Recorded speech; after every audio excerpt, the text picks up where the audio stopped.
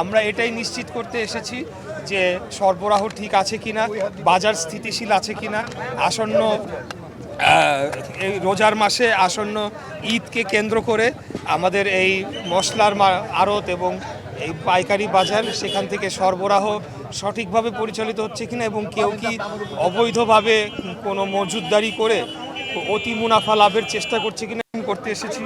আমাদের সাথে আছেন জাতীয় ভোক্তা অধিকার সংরক্ষণ অধিদপ্তরের সহকারী পরিচালক মোহাম্মদ আবদুল সালাম এবং জাতীয় ভোক্তা অধিকার সংরক্ষণ অধিদপ্তরের সহকারী পরিচালক মোহাম্মদ হাসানুজ্জামান।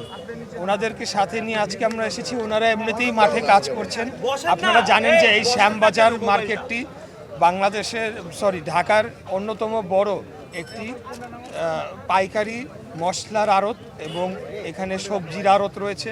এখান থেকে ঢাকার বিভিন্ন স্থানে আপনার সবজি এবং মশলা এবং অন্যান্য নিত্য প্রয়োজনীয় দ্রব্য এখান থেকে সরবরাহ হয়ে থাকে।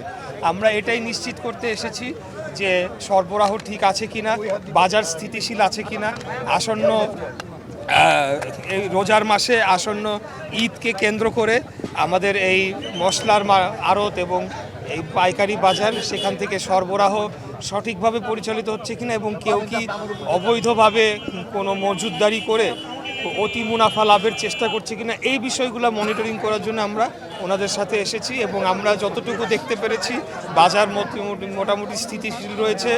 আদা, রসুন সহ অন্যান্য মশলার এখানে ওনারা যারা আমাদের সাথে এসেছেন তারা এখানে চেক করে দেখেছেন এবং বিভিন্ন আমরা যারা দোকানে আমরা প্রবেশ করেছি তাদের সাথে কথা বলেছি, তারাও বলছে মার্কেট মোটামুটি স্থিতিশীল রয়েছে। এই আর মাননীয় মন্ত্রী মহোদয়, এটি আপনারই সংসদীয় আসন এবং আপনার এলাকার লোকজন আপনার কাছে বিভিন্ন দাবি দেওয়ার কথা বলছিলেন, জলাবদ্ধতার কথা বলছিলেন, এই বিষয়টা কিভাবে দেখছেন? আমি এটা খুব পজিটিভলি দেখছি। আমরা চাই যে জনগণ এগিয়ে আসুক এবং আমাদেরকে বিভিন্ন সমস্যা তুলে ধরে সেটিকে সমাধান করার জন্য আমাদেরকে সহযোগিতা করুক। কারণ আপনারা জানেন যে অনেক সমস্যা রয়েছে। একটু আগে আপনারা যে সমস্যাটি দেখেছেন সেটা ওয়াসা সংক্রান্ত এবং ড্রেনেজ সংক্রান্ত। তো আমাদের এখানে তো অনেক চিপা এবং ঘিঞ্জি এলাকা, এখানে যদি জনগণ এগিয়ে এসে তাদের সমস্যাটি আমাদেরকে তুলে ধরে তখন আমরা তাৎক্ষণিক রেলেভেন্ট অথরিটিদের সাথে কথা বলে এই সমস্যা নিরসনে আমরা উদ্যোগ নিতে পারি, কার্যকর উদ্যোগ নিতে পারি। তো আমি এটাকে খুব ভালোভাবে দেখছি। মাননীয় মন্ত্রী মহোদয়, এটা আপনার সংসদীয় এলাকা, আপনি এই এলাকারই সন্তান, আপনার এলাকাবাসী কিন্তু আপনার কাছে প্রত্যাশা বেশি এবং আপনার নির্বাচনী হলফনামায় কিন্তু এই এলাকার জলাবদ্ধতা সহ সব ধরনের সমস্যা নিরসনে আপনি কাজ করবেন বলে আশ্বাস দিয়েছিলেন। সেই জায়গাটি থেকে আপনি কবে থেকে কাজ করবেন? যেদিন থেকে দায়িত্বপ্রাপ্ত হয়েছি তার পরের দিন থেকে কার্যক্রম শুরু করেছি।